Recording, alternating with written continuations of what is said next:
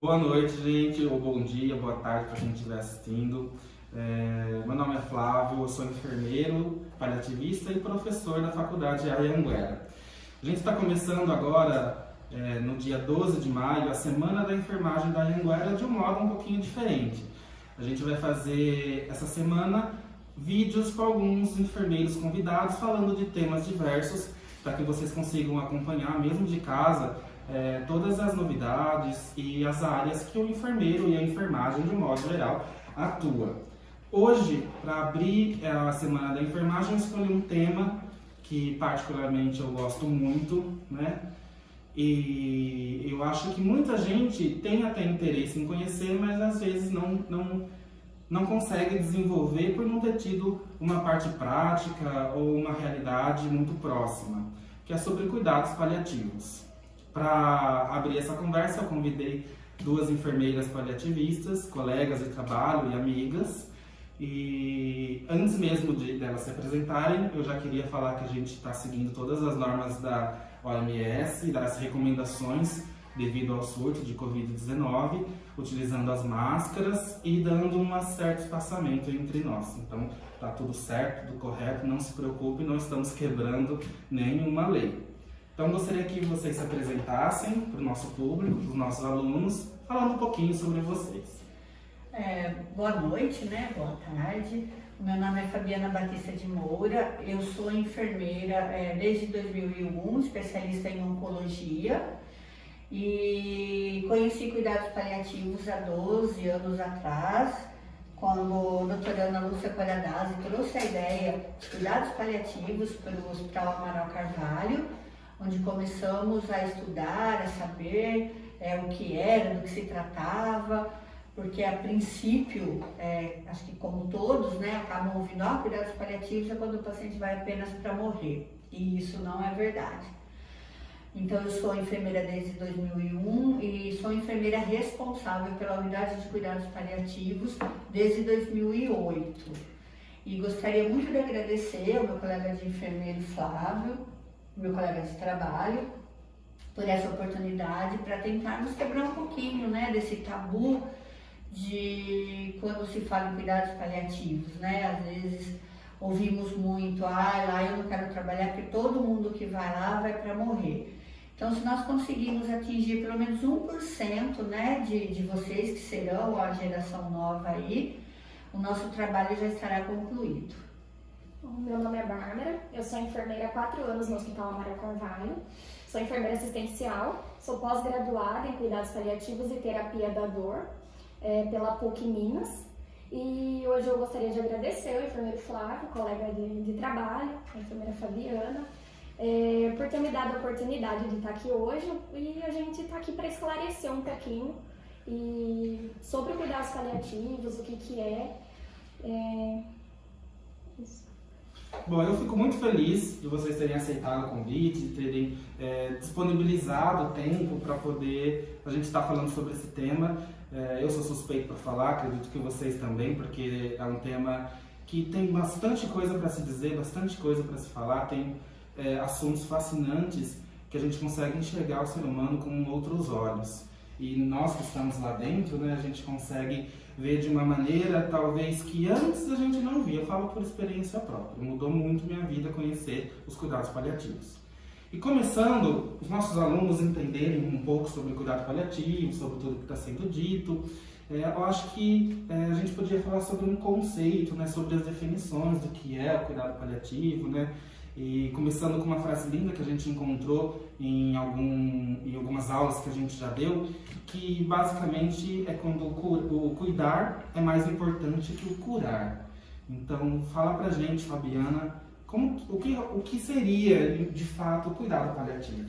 Bom, na verdade, cuidados paliativos, às vezes quando nós vemos por aí palliativo, paliativo, mas não, ele tem um significado. Pali significa manto, palio, né, que vem do latim, significa manto, cobertor. Com esses cuidados, o paciente ele é coberto, ele é assistido. Então, de acordo com a Organização Mundial da Saúde, que é um conceito de 2002, consiste na assistência promovida por uma equipe multidisciplinar que objetiva a melhora da qualidade de vida tanto dos pacientes quanto dos familiares por meio da prevenção, do alívio e do sofrimento e da identificação precoce desse sofrimento. É uma avaliação impecável em tratamento da dor e todos os demais sintomas físicos, sociais e psíquicos desse paciente. No nosso caso, nós estamos falando de pacientes oncológicos, né? Mas não só o paciente oncológico, ele pode ser assistido por uma equipe de cuidados paliativos, né? Toda doença que seja progressiva, incurável, esse paciente ele pode, deve e tem direito a ser assistido por uma equipe de cuidados paliativos, uma equipe multiprofissional e interdisciplinar. E os objetivos, enfim, o que o cuidado paliativo, Bárbara, ele pode trazer para o paciente? O que é o foco principal quando a gente fala de um paciente que está tanto internado em cuidados paliativos ou está em acompanhamento no ambulatório de cuidados paliativos? Bom, o objetivo de cuidados paliativos é fornecer qualidade de vida para esse paciente. O que esse paciente gostaria de fazer, o que ele, as vontades dele. Então, no setor, a gente tenta fazer o máximo que a gente consegue para fornecer qualidade de vida, para dar uma assistência melhor. É ter empatia com esse paciente, se colocar no lugar dele, prestar humanização. Então, tudo isso é muito importante. Esse seria o objetivo dos cuidados paliativos. Se colocar no lugar dele, o que ele gostaria de fazer. Eu estou com vontade de chupar um sorvete, estou com vontade de ver o meu filho que mora longe. Então, a gente tenta fazer todos esses trâmites para conseguir dar isso para ele. Essa qualidade de vida, prestar um conforto, né? O conforto sempre sendo, acima de tudo, né, essencial para qualquer área, sobretudo o cuidado paliativo, quando o paciente está numa fase mais debilitada da vida, né? Sim. E os pacientes elegíveis a cuidados paliativos, a gente sabe que não existe só o oncológico, existem outras áreas em que o paliativo atende. Mas como que a gente pode dizer, assim, de fato, esse paciente é paliativo, esse paciente não é paliativo? O que define muito bem qual paciente é encaminhado ao serviço de cuidados paliativos? Na verdade, assim, todo paciente diante de uma doença incurável, ele já pode ser assistido por uma equipe de cuidados paliativos. Então, quais as doenças que nós temos hoje? Hoje se fala muito em cuidados paliativos, que antigamente a gente quase não ouvia, mas por quê? Está aumentando a nossa sobrevida, né? Nós estamos vivendo mais, só que nós precisamos viver mais e precisamos viver melhor.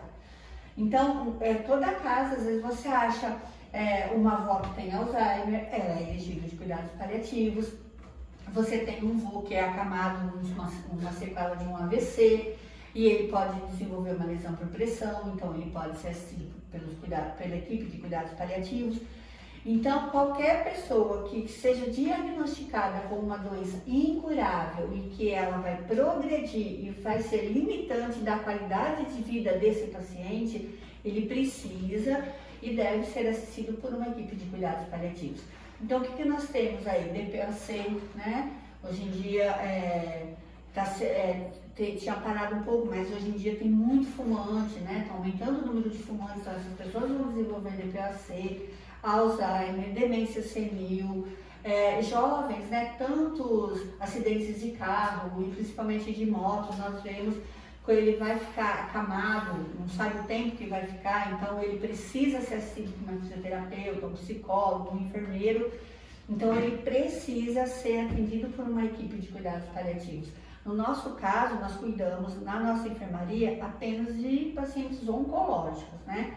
A partir do momento que o médico lá do paciente, seja o cirurgião, o oncologista ou o radioterapeuta, seja lá quem for o médico do paciente que diagnosticou ele como um câncer metastático, um câncer que não vai ter a cura, então esse paciente ele já pode ser enviado à equipe de cuidados paliativos. Ele não precisa deixar de fazer a quimioterapia paliativa dele, ele não precisa deixar de fazer a radioterapia, mas vai ser um trabalho conjunto, um trabalho de equipe, a equipe da oncologia junto com a equipe de cuidados paliativos.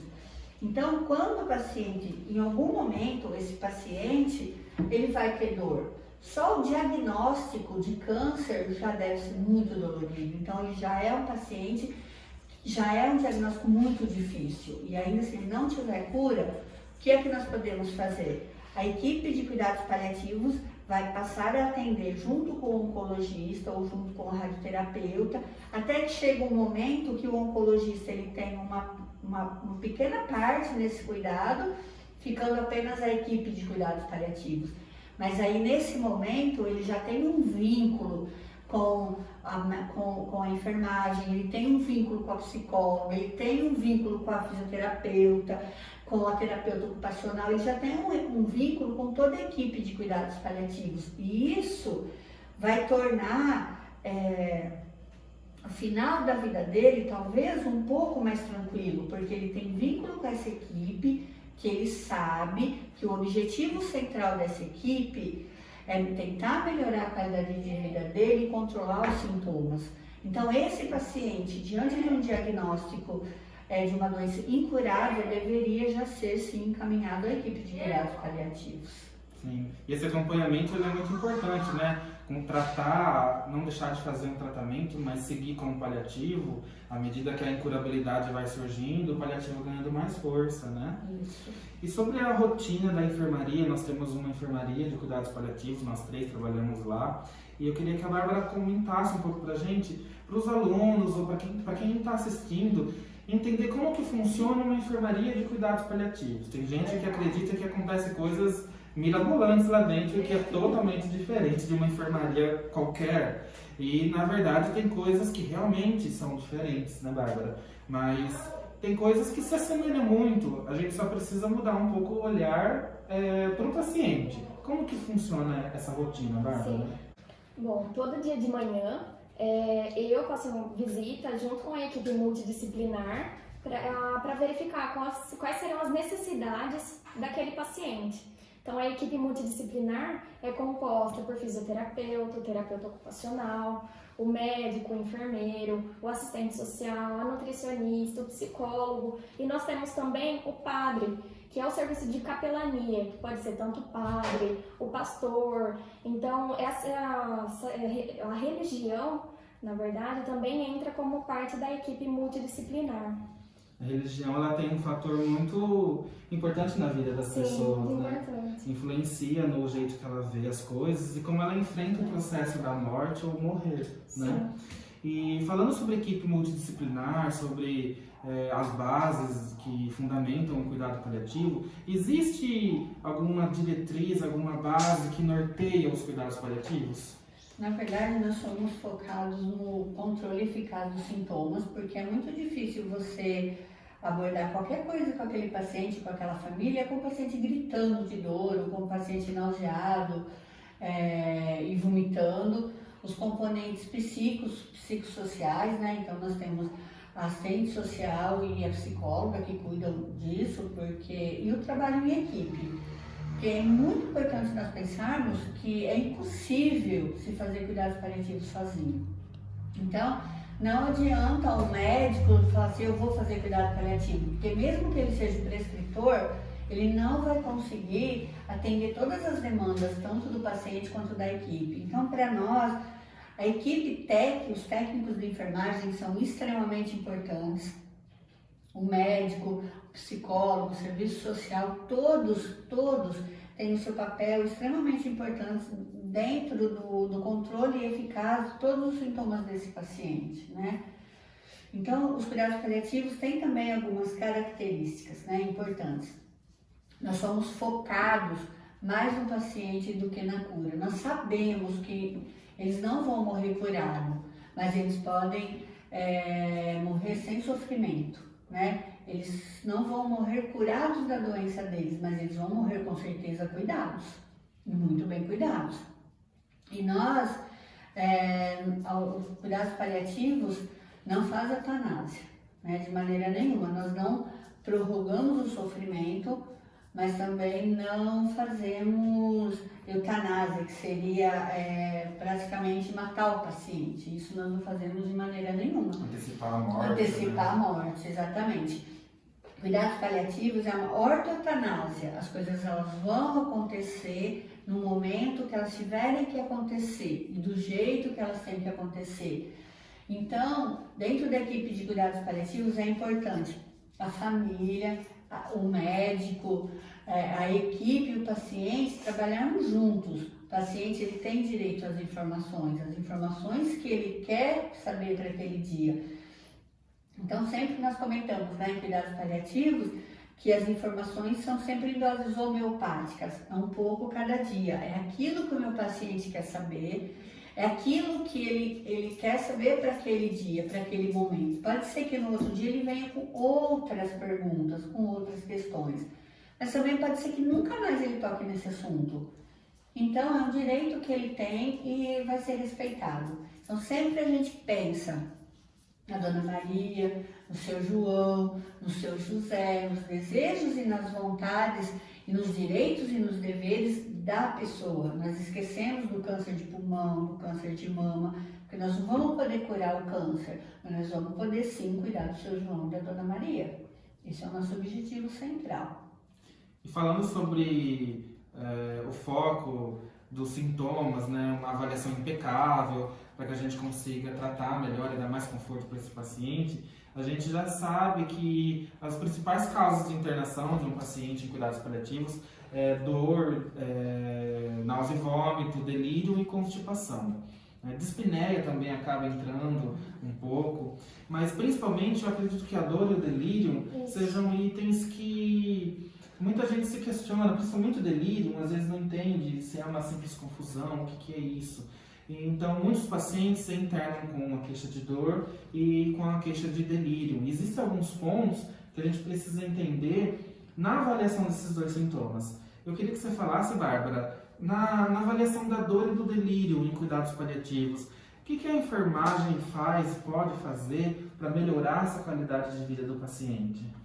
Bom, a dor é avaliada em todo o plantão, pelos técnicos, pelos auxiliares, e eles utilizam a escala visual analógica, que é o EVA, numerada de 0 a 10, onde os pacientes relatam o grau da dor que eles estão sentindo. A dor é subjetiva, ou seja, é diferente para cada pessoa e deve ser avaliada e reavaliada constantemente. Tá? Já o delírio, ele é entendido como um estado de confusão e agitação induzido pela doença. E lá no setor a gente não restringe o paciente, tá? Que é contra, a gente não amarra o paciente. Na verdade, a gente sabe que existe a restrição medicamentosa, né? Sim. Você pode restringir o paciente através de medicamentos e não jamais amarrar um paciente, né? Sim. Nenhum ser humano é digno de ficar numa cama, sabe-se lá Deus por quanto tempo, porque às vezes esse delírio ele pode ser terminal, ele pode ser das últimas 24 horas de vida do paciente, como ele pode ser por uma insuficiência renal, por uma infecção. Então, se você tem um paciente em delírio por uma infecção, um idoso, uma confusão mental, um delírio agitado, se você for restringir por conta de uma infecção, ele vai ficar restringido quase 7 dias até fazer o efeito antibiótico. Então, sempre a gente pensa em restrição medicamentosa. É claro que quando a gente fala que no paliativo é contra a restrição do paciente, amarrar o paciente no leito, a gente não está entrando numa questão de saúde mental, que eu sei que se utiliza em saúde mental. Sim. E é autorizado, né, essa prática em saúde mental, isso é uma outra prática. A gente vale lembrar que a gente está falando do paciente em cuidados paliativos, seja oncológico ou não. Isso vai contra o princípio a gente manter ele amarrado por um motivo que a gente consegue medicar, que a gente consegue cuidar, né, através de medicamentos, através de outras formas. E falando ainda sobre tudo que a gente presta ao paciente paliativo, existem muitos desejos que os pacientes pedem, que os pacientes falam. Como que é feito esses desejos e o que a enfermagem pode ajudar um paciente que tem um desejo que às vezes não é tão normal, por exemplo, e que em outra enfermaria talvez fosse vetado? Na verdade, assim, nós precisamos sempre pensar que o nosso paciente ele é um ser biográfico, ele é um ser humano, que ele tem as vontades, ele tem os desejos, ele tem os direitos, ele tem os deveres. Então, é claro, nós estamos dentro de uma instituição, né? Nós temos pacientes imunossuprimidos, não é tudo que nós conseguimos realmente realizar. Mas dentro do que nós podemos, todos os pacientes da enfermaria têm direito a um acompanhante, seja independente do sexo do acompanhante, a idade, nós prezamos abaixo de 60 anos, mas muitas vezes nós temos homens que são casados há 40 anos, a esposa quer ficar junto, eles podem ficar, eles têm direito ao acompanhante. Sempre pensamos, mesmo nessa época tão difícil que nós estamos vivendo de Covid, né, em que as visitas são mais restritas, nós sempre pensamos em liberar, né, às vezes tem 3, 4 filhos, os filhos vêm de longe, então procuramos liberar uma pessoa de cada vez. E também as coisas que eles têm vontade, eu tenho vontade de tomar um suco, de comer um doce, sempre nós tentamos priorizar esses desejos. Porque a enfermaria, na verdade, o que nós pensamos é assim, nós cuidamos de pacientes que não têm cura da doença de base, né? Nós temos pacientes com dor, nós temos pacientes que precisam controlar os sintomas, mas uma grande parte dos nossos pacientes não são pacientes terminais, não são pacientes que vêm para falecer. Então, eles vêm, controlam os sintomas e voltam para casa. Vêm, controlam os sintomas e voltam para casa, porque o câncer, ele está ali ainda, ele está causando desconforto. Então, nós sempre prezamos para que esse paciente ele tenha o maior tempo com a família dele, na casa dele. Só que vai chegar um momento dessa doença que é agressiva, que é uma doença que progride, que esse paciente ele vai falecer. Ou ele vai falecer em casa, né, se a família tiver uma estrutura, a família conseguir fazer isso em casa, que nós sabemos que não é fácil, né? Às vezes a estrutura da família não permite que isso seja realizado, às vezes no hospital da cidade dele, e muitas vezes, a maioria das vezes, eles falecem com a gente. Então, já se criou um vínculo, se criou uma empatia, e aquele paciente ele vem. Então, nos últimos momentos dele, o que nós podemos fazer? Nós podemos liberar a família, as crianças, né? Tem muitos avós, hoje nós temos mães com crianças de 5, 6 anos, então essas crianças, elas vêm para visita, primeiro elas passam pela nossa psicóloga, Ana Carolina, ela passa pela psicóloga, a psicóloga avalia, e a psicóloga entra junto e faz essa visita junto com essa criança. Então são coisas que mesmo dentro de uma enfermaria, ainda assim nós conseguimos realizar, que é importante para aquela pessoa, né? Porque nem tudo que é importante para mim é importante para o outro. Então, por isso é que nós sempre temos que individualizar a nossa assistência, né? Isso que é o importante, não só em cuidados paliativos, mas eu acredito... Na vida, né? Na vida, né? Nós somos seres únicos, sim, né? Nós não podemos generalizar o que é bom para um é bom para todos. Não, cada um entende e vive a sua vida à sua maneira, precisa apenas ser respeitado. Sim, e essa visão global do que é o paciente paliativo, do que ele precisa, está muito ligada com o que a gente consegue ver dele, né? O olhar do enfermeiro, o olhar da enfermagem sobre as necessidades dele, porque muitas vezes ele não pede, né? A gente passa nos quartos, passa a visita de enfermagem que os enfermeiros fazem, todo o plantão, e às vezes eles não pedem, não falam, mas a gente acaba percebendo que talvez ele precise de uma visita, mãe, filho, que eles não se falam há tantos anos, ou uma neta, às vezes uma criança, e a gente consegue viabilizar isso muito facilmente, como a Fabiana falou, né?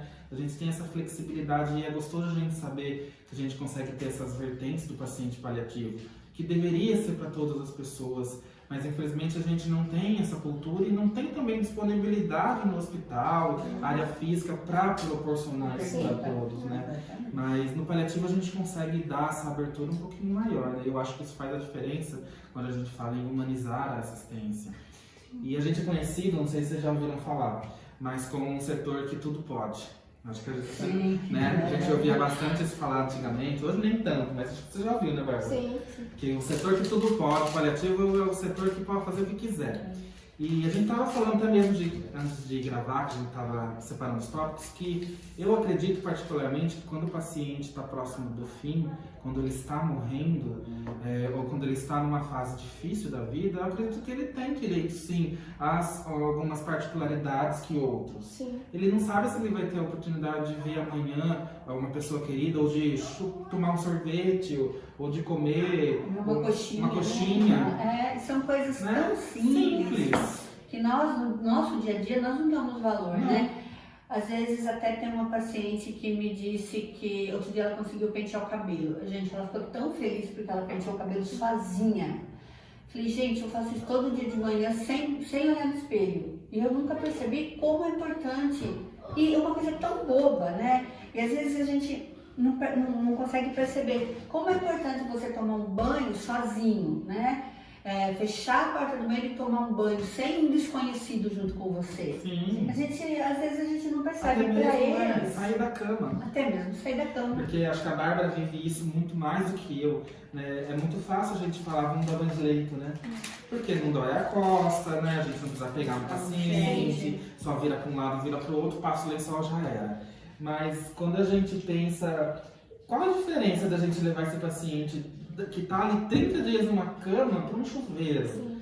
O né? bem que faz, né? O benefício que traz. Muito. O paciente fica imensamente feliz. Nossa, é ótimo. E agradecido. Né? Agradecido. Muito. Porque você pensa, é simplesmente ir no chuveiro. Né? O que é ir no chuveiro? Para nós, não é nada. Não é Mas nada. para quem está 30 dias Uma cama. tomando banho com 2 bacias, Nossa. né? Com um pingo de água, meio que sem lavar o cabelo, imagina. É uma coisa alegria que horrorosa, dá, né? A É. gente precisa entender que muitos profissionais ainda não tenham uma pena que amanhã pode ser a gente ali. Hoje nós estamos cuidando, amanhã podemos estar sendo cuidados. E como que a gente queria estar sendo cuidado, né? Em qualidade de vida. Em qualidade de vida, com Qualidade conforto. de vida é o que a pessoa diz que é, né? Sim, ela diz que é, e a gente precisa levar em consideração que se ela diz que é, a gente precisa fazer o máximo para que isso aconteça. E quando a Na gente... verdade, quando a gente pensa, né, em qualidade de vida do meu paciente, como eu acho que eu já estudei, eu já li, eu já vi, então eu quero tomar as decisões por ele. E não é isso, né? Qualidade de vida é que o paciente, como a Bárbara disse, né, é muito subjetivo e é o que ele acha. Então, se ele acha, o que a gente pode melhorar a qualidade de vida desse paciente? Então, melhorar as condições presentes dele. Ele está com dor? Vamos sanar essa dor? O apetite, insônia. Na verdade, assim, a maioria dos pacientes, eles têm insônia. Em cuidados paliativos, a gente vê muito isso, né? Muito. Porque ele pensa que, será que ele vai morrer? Será que ele vai sofrer quando chegar a hora dele falecer? Se os filhos que estão em casa, quem vai cuidar desses filhos? E as contas? Quem vai pagar? Quem vai pagar as contas dele? A casa? Então, ele tem muitas preocupações. E uma das maiores que eu já ouvi de muitos pacientes, eles perguntam se a enfermagem vai estar lá à noite. Então, eu falo assim, claro, vai estar, pode ficar sossegado. Porque eles acham que se ele passar mal, o acompanhante vai estar dormindo, a enfermagem vai estar dormindo e não vai ter ninguém. Então, eles têm medo do escuro, eles têm medo De morrerem sozinhos e sem ninguém para ajudar. Eles falam, não, a enfermagem está aí 12 horas acordada e cuidando do senhor, então o senhor pode ficar tranquilo. Muitas vezes nós precisamos medicar, não precisa avisar o médico, a equipe de enfermagem, é a importância do técnico, do auxiliar, é ele quem vai. E o enfermeiro assistencial que vai falar, olha doutor, ele não dorme há 3 noites, porque eu entro lá várias vezes à noite e está lá olhando para o teto, ou ele está virado, ele não deixa desligar a televisão, ele não deixa apagar a luz porque ele tem medo de ficar escuro, ele passa mal e ninguém vê. E a gente ouve isso muitas vezes, né? Então, a qualidade de vida é melhorar as condições presentes para esse paciente, propor os objetivos alcançáveis para ele.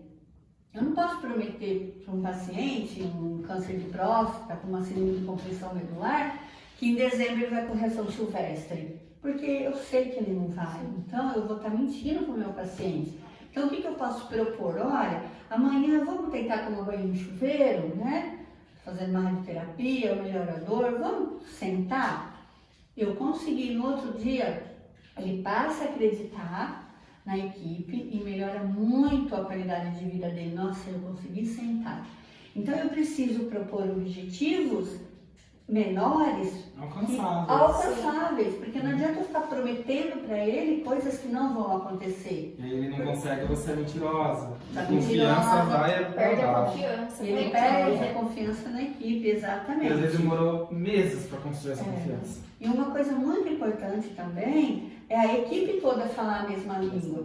Tanto os técnicos quanto os auxiliares, os enfermeiros, o médico passa a visita com a equipe. E às vezes ele deu uma notícia que não foi muito boa. Às vezes teve uma progressão da doença, ou teve uma metástase que talvez ele não esperava ali naquele momento. Aí, provavelmente, quando o técnico entrar para dar um cuidado, alguma coisa que ele não entendeu, ou ele vai perguntar para o técnico, ou ele vai perguntar para o enfermeiro. Então, é muito difícil. Às vezes, eles pegam a gente de surpresa, porque eles falam assim, eu vou morrer?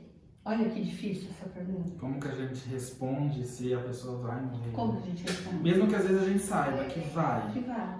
Porque Como você diz, vai?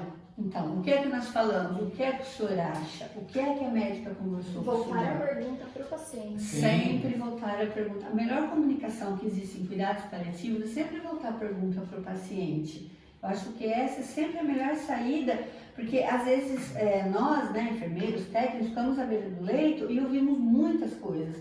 Então, nós temos que tomar cuidado, não se preocupe, vai ficar tudo bem. Amanhã o senhor vai estar curado. Nós não podemos de maneira nenhuma mentir para ele. Claro, eu vou morrer, não, o senhor vai morrer. Jamais. Isso jamais pode ser falado. Você jamais pode ferir uma pessoa a esse tanto. Mas você devolve a pergunta para ele, para ver o que ele sabe, o que ele vai te responder e ele mesmo vai concluir. Porque muitas vezes o próprio paciente ele sabe a resposta da pergunta, mas ele está buscando entre diversos profissionais alguém que fale o que ele quer ouvir. Né? E o que é a mentira. A mentira que conforta, né? Exatamente. E a verdade que dói. É a verdade que a dói. gente precisa optar para a verdade que dói, mesmo que seja em doses pequenas, hoje uma coisa, amanhã outra, para que ele consiga dizer, né? Consiga assimilar tudo o que está acontecendo. E na verdade, tanto ele quanto a família jamais pode perder a esperança, né? Porque a esperança ela é resumida num desejo maior que zero de você alcançar alguma coisa. Já que se diz que a esperança é a última que morre, exatamente. Realmente a gente vê, é a última que morre, de fato. E muitas vezes os nossos pacientes eles não têm esperança de curar, eles têm esperança de não ter dor, eles têm esperança de não ter náusea nem vômito. Então, a esperança, ela precisa do objetivo realista, né? Então, quando o nosso paciente interna está com náusea e vômito, tanto a equipe, o médico, a equipe multi, precisa ter um objetivo. O que está incomodando ele? Náusea e vômito. Então, vamos controlar a náusea e vômito. Então, ele tem esperança, né? Priorizar as medidas de conforto. A gente vê muita perfumaria hoje em dia, né? Em muitos N lugares, né? Focar naquilo que precisa. Né? Exatamente. Porque quando você foca em várias coisas ao mesmo tempo, isso não só para o paciente, mas várias coisas da nossa vida, você quer fazer 30 coisas ao mesmo tempo, você não faz nenhuma direito. Não realiza nenhuma. E na verdade o paciente, tem muitos fatores que modificam a esperança desse paciente, né? Então ele tem algumas coisas que aumentam a esperança dele, o que é sentir-se valorizado, né? É o técnico que entra lá, saber que ele é o seu João, é saber que ele é o seu José. Bom dia, seu José. Não, bom dia, porque a gente sabe quando a pessoa não lembra o nome da gente, né? Então lá tá estampado na cara dela que ela não lembra. Então, ele não é o 12C, ele não é o 12D. Ele é o seu José, o seu João, a dona Maria. Ele precisa manter as relações significativas. Por isso que é extremamente importante o acompanhante. Então, eu quero que a minha filha fique, a minha filha pode ficar. E a enfermaria, ela permite que ela fique. Então, ela precisa manter essas relações, né? O vínculo, né? Aumenta a confiança. E a esperança dele aumenta quando ele está sem dor, quando ele está sem náusea, quando ele está conseguindo resolver as pendências dentro do tempo que ele tem, né? E o que diminui? Sentir-se desvalorizado, ele fica lá num canto, aquele lá é paliativo, aquele não vai ter cura, o médico passa 2 segundos e nem pergunta o que ele está precisando, né? Abandono, isolamento, tanto a família não me visitar, não ficar, não conversar mais com esse paciente, né? E a conspiração de silêncio. o que a gente chama, né, no paliativo, o cerco do silêncio. Cerco do silêncio. É uma coisa muito difícil, porque assim, na verdade a gente entende as famílias que fazem o cerco do silêncio, que não querem contar a verdade, porque elas acham Que vai proteger, né? exatamente que estão protegendo. Mas eles falam pra gente muitas vezes, eles falam assim, eu vejo a minha filha chorar no banheiro, ela pensa que eu não sei. Eu sei que eu tenho um câncer e que eu não vou curar, que eu vou morrer. Então fica ali, a filha chora em silêncio, o pai sofre em silêncio, porque eles não têm condições, não conseguem, eles estão fazendo o cerco do Ou silêncio. senão o pai não sabe da doença, percebe que está piorando e não sabe por quê, O né, paciente, que está piorando. ele se percebe Todos emagrecendo. sofrem, mas ninguém se Calados. conforta, que é o Exatamente. objetivo, né? Sim. Todos sofrem, Ninguém se conforta. ninguém se conforta. E às vezes eles Conversa. perdem a rica oportunidade da despedida. De dizer eu te amo, me perdoe, mesmo que você vá embora, nós vamos dar conta aqui, nós vamos cuidar A da gente mãe, vai ficar bem, né? a gente vai ficar bem. Então, quando você tem um cerco de silêncio, que diminui, além de diminuir a esperança do paciente, você perde a oportunidade de dizer coisas, né? Coisas E únicas. dizer eu te amo, né? Assim, quando a gente sai de casa, será que a gente fala eu te amo pro pai, pra mãe, pro marido, pro filho? Será que a gente fala isso? Quando se tiver uma doença incurável, a pessoa acha que não sabe, ela tem medo dela falar eu te amo pro pai, porque vai achar que o pai sabe que ele tá doente, né? Ou que vai fazer com que ele morra mais rápido. Exatamente, que Porque vai ficar depressivo, exato. né? E é nisso que a equipe multiprofissional consegue muito ajudar essas famílias, porque a psicóloga consegue agir, a assistente social consegue achar um neto, achar um filho, achar alguém.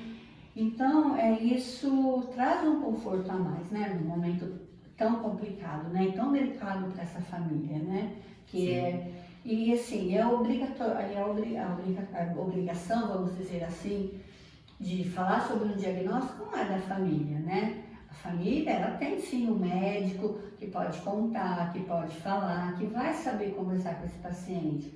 Porque às vezes, nós que somos filhos não temos coragem de contar. E isso não é nenhum erro, isso não é um pecado, né? Eu tenho um médico ali para contar que eu confio, eu tenho uma equipe em quem eu confio, eu vou ficar ali, eu vou dar a mão para o meu pai e vou para minha mãe, e ela vai saber que eu estarei sempre ali. Mas eu tenho alguém para dar essa notícia, né? Por isso que nas visitas que a doutora Juliana, que acompanha, a doutora Eliana também acompanha nas visitas, é sempre muito bem conversado para quando a família tem esse cerco do silêncio, para ir tentar explicar para a família, né, que a gente precisa ir contando aos poucos, de modo que o paciente vai entendendo devagar o que acontece com ele, para justamente a gente conseguir clarear esse caminho de que quando ele estiver na sua partindo, eles possam ter essa despedida, esse momento único e muito rico em que as pessoas trocam as informações e se despedem umas das outras. Que todo mundo fala, o que eu escuto bastante, nossa, que triste, onde você trabalha, nossa, isso, como você consegue, acho que a gente ouviu isso a vida inteira. Sim. Na verdade, é o que eu falo para todo mundo, triste as pessoas morrem, não vou falar que é um lugar feliz onde pessoas morrem, mas a gente não fica à mercê da morte, a gente cuida de vida, de pessoas vivas que estão vivendo até o seu último momento. E é muito bonito você ver... Você dá a oportunidade dessa família conseguir conversar. Sim. Às vezes também tem até coisas físicas, né? Sim. A gente percebe a importância da enfermagem, da equipe. Às vezes a gente recebe um paciente super agitado, vamos, que vem restringido, que vem amarrado, que vem... paciente, a enfermeira vai lá, faz o exame físico, tem um xigoma. Você passa uma sonda. Passou. Né? Então é muito importante não só o amor, o carinho, mas o saber científico, parte também, técnica, né? A parte técnica da equipe de enfermagem é extremamente importante, da equipe médica também. Mas da equipe de enfermagem, técnicos, auxiliares, enfermeiros, porque somos nós que estamos, né, na beira do leito ali 24 horas. O médico ele passa, visita, ele prescreve e ele vai embora. Agora quem está ali, Se você quer saber qualquer informação do paciente, você pergunta pro técnico. Ele sabe quantos filhos tem, quantos Às netos vezes tem, mais que tem, enfermeiro, tem. né? Sim, eles sabem tudo. E é uma relação riquíssima essa, né? Às vezes mesmo na nossa rotina, que às vezes é corrida, você está dando banho, você tem que fazer curativo, você tem relatório para fazer, as anotações têm que estar perfeitas, é papel disso, é papel daquilo, é papel de alta. Mas quando você está ali fazendo um curativo, você realmente está ali para aquele paciente. Você está dando um banho de leito, você não vai estar com o seu colega falando da festa, falando da novela, falando do paquera. Você vai falar com o paciente, que lado o senhor prefere, que lado não, expor ele o menos possível. Então eu acho que tudo isso é muito importante os técnicos se atentarem, ou os enfermeiros que fazem essas rotinas. Quando eu estou com o meu paciente, eu estou para ele. E é importante ele entender, ele ver que as decisões dele nesses cuidados diários faz diferença. Ele quer que seja feito assim. Se dá para ser feito, não há um porquê não fazer. Mas vai dar muito trabalho. Vai dar um trabalho. Mas a gente está ali para dar o melhor possível de conforto para ele. Então, tem coisa que vai dar trabalho? Tem pacientes que são realmente pesados? Tem. Mas a gente consegue chamar um técnico ali, mais um funcionário ali, e a gente consegue viabilizar com que ele saia do leito? A gente consegue. Então, dando um jeitinho para tudo, a gente consegue trazer maior conforto para o paciente, desde que ele consiga e tenha possibilidades para isso, né? E às vezes a gente até pode... Tem até coisas simples, né? Às vezes você tem paciente que fala assim, eu quero que funcione no meu braço direito. Aí a gente pensa, né? Ele quer do jeito dele. Gente, ele vem sendo funcionado para fazer quimioterapia, ele vem sendo funcionado para fazer contraste, para tomografias, para exame, então ele sabe que no braço esquerdo não tem mais acesso. E o braço é dele, né? E o braço é dele, e é ele que vai se alimentar, ele que vai tomar banho, então... Vamos, né? Sim, começar a olhar com outros olhos. Né? Ter empatia, né? Se colocar no lugar do próximo. Exatamente, Bárbara. Você se colocar no lugar do próximo. Exato. Eu jamais deixaria que funcionasse meu braço esquerdo, porque eu sou canhota. Eu não vou conseguir comer, eu não vou conseguir tomar banho. Então, quer dizer, eu vou ser chata, mas eu não quero. Entendeu? Eu tenho coisas que eu não quero, que a gente fala até de diretivas antecipadas, né? Eu acho que está se falando um pouco sobre isso, né? Cuidados paliativos, diretivas antecipadas. Que você faz uma espécie de um testamento vital do que você quer, se você tiver uma doença incurável, progressiva, que vá restringir a sua vida, o que você quer que faça ou não faça. Então, uma às maneira vezes... de você decidir sua vida enquanto lúcido. Exatamente. O fim da sua vida. Você registra em cartório, isso é válido, né? É um testamento vital, então eu sempre falo, não quero que me dê banho no leito. Nem passar sonda. Nem passar sonda. Então, nem que for de maca, me coloque embaixo do chuveiro. Isso eu já deixei registrado, na verdade. E são coisas assim, né, parece fáceis, mas que na hora não são, né? São decisões difíceis. É difícil. E que você deixa de... Você não consegue mais tomar essa decisão, né? Sim. Então, você precisa de alguém, a equipe de enfermagem que vai estar ali te ajudando para isso. Exato. Eu lembro que minha avó ficou internada na UTI por quase 30 dias. E ali eu não era enfermeiro. Eu era com medo de perder a avó apavorada. E a enfermagem fez toda a diferença. Médicos e toda a equipe multi fez toda a diferença. Mas a enfermagem estava ali a hora que a gente chega. Sempre presente. Tá sempre presente, tá ali enquanto você tá ali quando você vai embora e deixa seu ente querido ali sendo cuidado por eles. E essa troca de confiança é muito gostosa quando você confia naqueles profissionais e eles emanam confiança pra gente. E isso é muito importante que a gente trabalhe, trazer sempre a confiança com os pacientes para o trabalho ser cada vez melhor e dar o conforto que eles precisam. A confiança é o pilar de qualquer relação, Sim, né? Com certeza.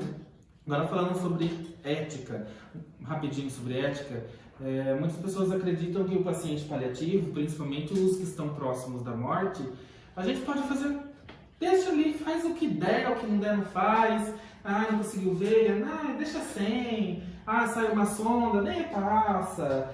Ah, tá com infecção, pô, coloca antibiótico? Não, deixa. Então, muitas pessoas acreditam que o paciente paliativo, sobretudo os que estão próximos da morte, não merecem uma atenção tão assídua como os curativos. Como que vocês enxergam isso? A ética, ela é diferente? Na verdade, a ética em cuidados paliativos é a mesma ética para qualquer pessoa. Para qualquer pessoa. Para qualquer pessoa é a mesma ética. Então, eu tenho que preservar a vida e aliviar o sofrimento, né? Mas o que eu não posso fazer para o paciente curativo, eu não posso fazer uma medicação errada em cuidados paliativos, eu também não posso. Eu não posso deixar de fazer algo porque eu posso ser negligente, em cuidados paliativos é a mesma coisa. Então eu tenho que ter dupla responsabilidade, eu alivio o sofrimento e preservo a vida. Só que no final da vida, preservá-la é cada vez mais difícil, então eu tenho que priorizar o alívio do sofrimento, né? E eu preciso respeitar a autonomia do meu paciente. Então se eu tenho um paciente consciente, orientado, ele está dizendo que ele não quer passar uma sonda nasointeral, eu tenho que explicar para ele o porquê, né? Que naquele momento ele precisaria da sonda, qual é a necessidade da sonda, eu explico como eu vou fazer esse procedimento e se ainda assim ele me disser eu não quero fazer, eu preciso respeitar, né? Eu não vou passar Não é não. Não é não, eu não vou amarrar ele e deixar ele de sonda, né? Esse é um dos preceitos. E fazer o bem, né, que é beneficência, não maleficência, não lesar, eu não posso lesar um paciente curativo, eu não posso lesar um paciente em cuidados paliativos. É a mesma ética para os dois, E a justiça, eu preciso ter respeito pela vida, só que eu vou aceitar a inevitabilidade, que a morte vai ser, ela vai acontecer. Vai acontecer, né? É inevitável, ela vai acontecer quando ela tiver que acontecer. Algumas coisas que aconteceram já comigo, não sei se aconteceu com vocês, que às vezes o paciente ele está em estado comatoso por indução da doença, já tem avançado muito, e a família pergunta pra gente, será que eu devo pedir uma passagem de sonda? E a gente pergunta, o que ele te disse alguma vez se ele queria ou não? Ah, ele me disse que não queria. Então a gente elucida esse caminho, porque às vezes a cabeça da família está tão perturbada de tanta coisa acontecendo, e a gente fala, eu acho que deveria ser respeitada a vontade dele. E vocês, enquanto família, respeitar o que ele queria em vida que fosse feito. Se ele não queria a sonda, não passe a sonda. Né? Porque muitas vezes nem vai interferir no curso da doença, no curso da vida. Não tem ganho de nada. Então, esses benefícios e prejuízos devem ser muito bem pesados. Na verdade, a gente sempre precisa pesar o risco e o benefício de qualquer tratamento. Às vezes, eu tenho um paciente em anasarca, todo inchado, e eu fico tentando funcionar ele 4, 5, 6 vezes com gel 24. Aí eu consigo uma veia bem fininha, dali meia hora ele perdeu. Pra quê? Porque eu não posso chegar e falar assim, olha, podemos passar por uma hipodermóclise? Tem condições? Em 2 segundos eu funciono, né? Sim. Já resolve. Então é sempre importante pesar o risco-benefício. Por que eu estou fazendo isso? Evitar um sofrimento. Evitar um sofrimento. Pegar uma jugular. Quantas vezes aconteceu, né, Bárbara? Às O médico às vezes pedindo pra gente funcionar uma jugular, tem que pegar uma jugular, mas gente, pra quê? Que diferença vai fazer, né, você fazer aquele antibiótico que só faz na veia, pegar uma jugular pra isso? Vai ter benefício? Dá pra trocar esse antibiótico? Troca, né? Faz um subcutâneo, um que seja acessível, né? Na verdade, eu acredito que tanto a enfermagem quanto os médicos, nós precisamos tomar cuidado com a nossa mania de deuses, né? Exato. Nós achamos que nós sabemos tudo e podemos resolver tudo por aquela família, aquele paciente. Não, a gente precisa pensar que o paciente, a família e a equipe formam uma sociedade só para o bem deles, né? As informações têm que ser claras, têm que ser objetivas. Se eu vou passar uma sonda, qual vai ser o benefício? Se eu vou funcionar uma veia, qual o benefício? Tudo que eu vou fazer para o paciente paliativo, eu preciso pensar o benefício. Porque eu vou trazer dor. Qualquer procedimento dentro do hospital dói. Então eu vou trazer dor. Se eu trouxer dor, eu preciso trazer o benefício. E eu acho que essa mania de Deus, ela vem já na formação, né? Tanto do médico, do enfermeiro, do técnico. Porque a gente aprende na escola a curar pacientes, a cuidar e reabilitar esse paciente no sentido de que ele vai ficar bem.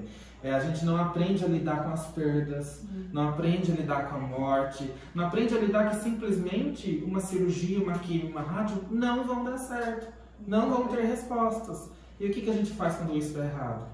A gente precisa, já desde a escola, vir com essa formação, né? Sim, que cuidar, né? às vezes não vai dar certo, nem tudo vai dar certo na nossa vida. Não vai. E na verdade é assim, embora tenha todos esses tabus, a única certeza que a gente tem quando a gente nasce é que a gente vai morrer. É a morte. Né? É a morte, uma hora ou outra. Ninguém quer, não, ninguém quer.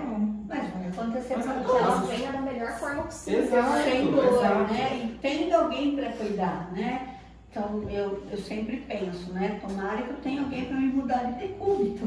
Tomara que eu tenha alguém, como diz o padre, né? Para me tirar do sol, para me pôr no sol, que não me Sim. deixe lá no sol. Passar um Dersane. Passar o versando. Por um cachorro chá de ovo. O cachorro é de ovo. Essencial. Isso, exatamente. Então a gente pensa sempre que a gente quer ser cuidado, mas nós vamos morrer um dia, Sim. né? Claro que ninguém fica pensando nisso o tempo todo, mas vai chegar uma hora que você tem que conversar isso com a sua Sim. família, o que vai acontecer depois, o que Sim. vai ser. E É às vezes necessário. a gente esquece, né, disso, né? Esquece E, desse gente, tipo de aprendam, conversa. falar sobre a morte não atrai a morte. Não é A pecado. Fabiana tá há quase 20 anos falando disso, eu tô quase 10, a Bárbara 5 quase, falando sobre morte. E estamos todos vivos, né? Doutora Ana Cláudia Quintana Arantes, que fala isso nas palestras dela, eu acho fantástico. Ela tá há 30 anos falando de morte e não morreu. Então, Exatamente. a gente precisa abrir a mente para falar sobre um processo que vai acontecer, para que quando acontecer seja mais fácil enfrentar, né? Então é um processo que a gente precisa conversar com a nossa família. Como que você quer morrer, Fabiana? Como que você quer morrer, Bárbara? Como que eu quero morrer? Isso parece ser um assunto mórbido, mas na verdade não é um assunto mórbido. É um assunto necessário para evitar sofrimentos desnecessários. Todos querem morrer da melhor forma Da melhor possível, forma, né? é, Sem seja dor, sem sem dor. sofrimento. Sim, seja sedado ou não, mas de uma forma que traga menos sofrimento Que possível.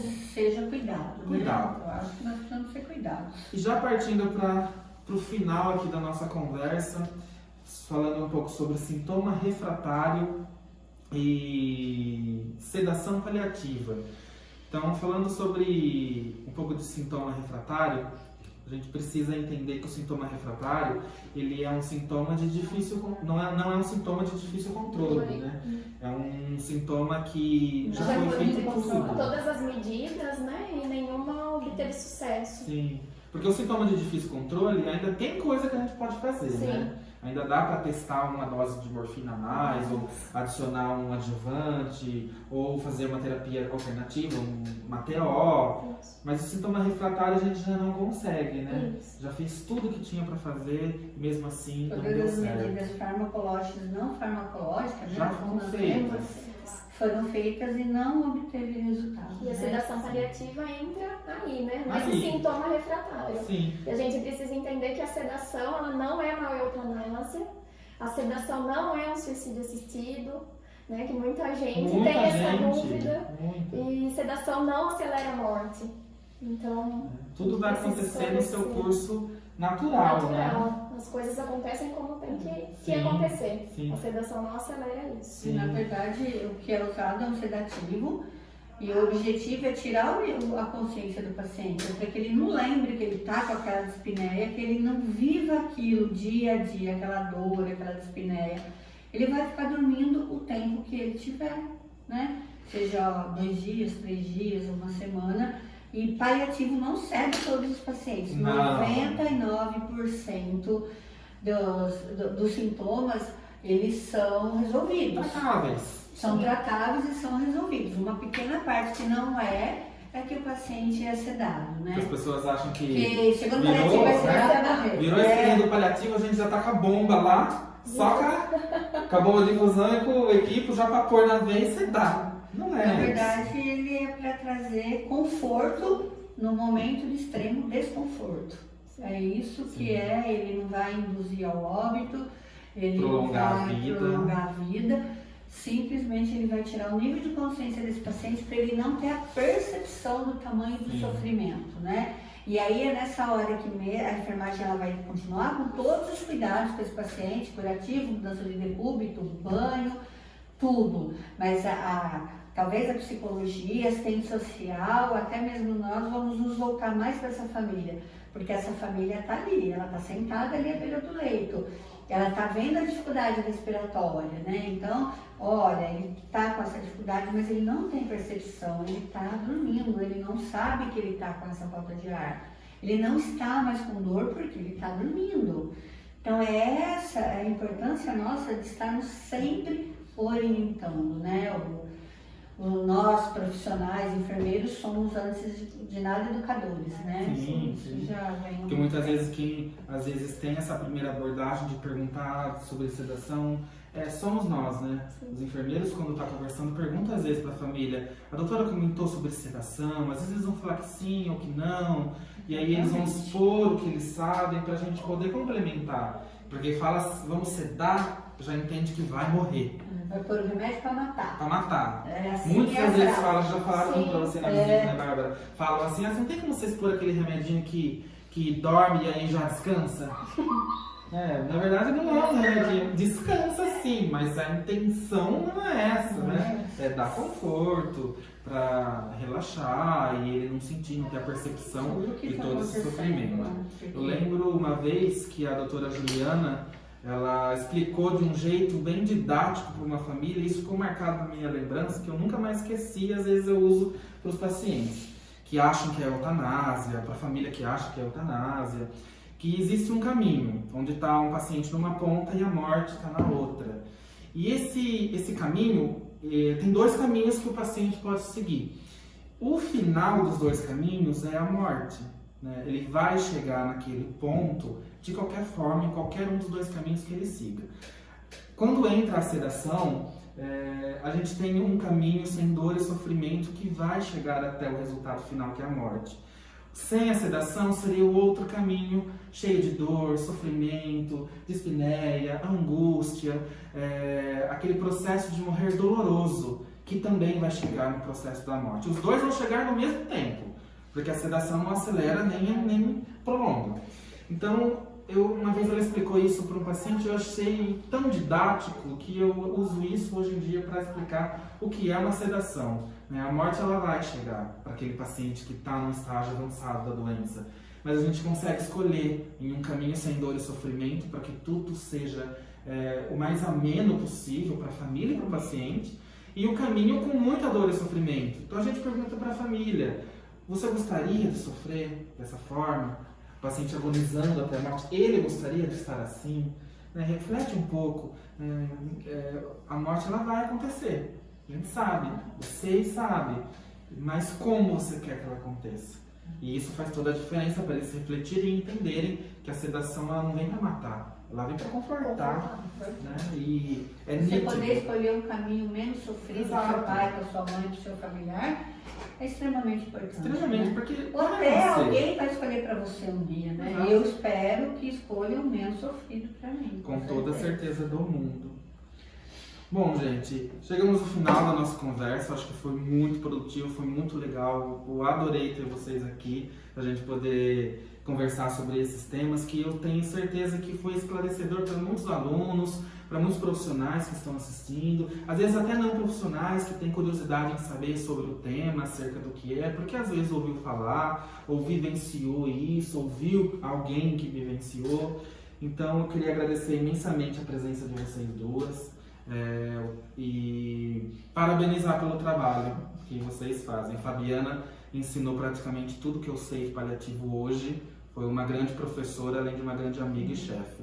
Bárbara também, eu já trabalhava quando ela chegou, mas a gente sempre aprendeu muito um com o outro, e eu acho que isso é a essência do trabalho em equipe, não só em paliativo, mas enquanto enfermagem, enquanto uma classe, que a gente deve ser cada vez mais unidos para conseguir alcançar coisas cada vez maiores, que a gente vê no cenário atual como as coisas estão difíceis. E eu queria pedir só, fazer um último pedido para vocês, para já liberar vocês, que aí no vídeo tá cortado as coisas, mas a gente tá aqui, ó, há horas, a gente até parou comer um lanche porque não tá aguentando mais. Mas eu queria que vocês duas dessem deixassem uma mensagem para os nossos alunos, para o futuro da enfermagem, os enfermeiros que estão na faculdade Anhanguera se formando, em outras faculdades também, estudando para serem o futuro da enfermagem, os técnicos, os auxiliares que estão cursando. Eu queria que vocês deixassem uma mensagem de apoio, solidariedade, o que vocês quiserem. Olha, eu gostaria de agradecer, né? Fiquei muito feliz, né? Embora o tempo que a gente está aqui, mas assim, eu estou muito feliz pelo convite e gostaria de deixar para vocês, procurem, é claro, estudem, né? Saibam o que vão fazer, por que vão fazer, para que vão fazer. Mas pensem numa coisa, quando vocês forem enfermeiros, existem muitos papéis, existem muitos sais, existem coisas que nos cobram, nós temos que fazer, eles são importantes para a assistência do nosso paciente. Mas nós aí não podemos de maneira nenhuma perder o exame físico, a mão no paciente, conversar com ele, quais são as necessidades desse paciente, se esse paciente ele consegue se alimentar, ele não consegue, se ele vai ao banheiro, se ele evacua, se não evacua, o que está acontecendo com ele? Coloquem a mão, conversem, peguem na mão, façam o exame físico, não fiquem só se preocupando com o computador, com o papel. Entendam que ali do outro lado poderia ser você, né? Antigamente nós falávamos, vou cuidar como cuidasse da minha mãe e do meu pai. Hoje nós falamos, cuidem como se fossem vocês, como vocês gostariam de ser cuidados. Saibam a parte técnica, mas existem pequenos detalhes. Tá frio, tá com cobertor, tá sem cobertor, o ar tá muito gelado, eu tô dando banho no leito, eu tô expondo demais esse paciente. Então vamos pensar nos detalhes que fazem toda a diferença na vida de qualquer pessoa. Sempre quando você recebe um carinho, uma coisa que você não estava esperando, é isso que os nossos pacientes esperam de nós na enfermagem. Embora, é claro, né, nós sabemos que sempre estamos sobrecarregados, é muito paciente, é muito papel, são os técnicos, é muita coisa. Mas vamos pensar quando eu estiver com ele, eu estou com ele, estou para ele. Eu penso que dessa maneira, é só dessa maneira que nós vamos conseguir atingir nossos objetivos. Tenho certeza que serão excelentes enfermeiros, né? Alguns até eu já conheço, trabalham com a gente e estão buscando essa formação que é extremamente importante. E saiba que o paliativo está aberto para todos vocês, né? Enquanto enfermeiros quiserem conhecer, saber um pouco do nosso trabalho. E estamos sempre à disposição, tá? E não sei se vou me aposentar antes, né, de vocês se formarem, mas será um prazer tê-los como colegas de trabalho. Muito obrigada. Bom, eu gostaria de agradecer o convite ao Flávio.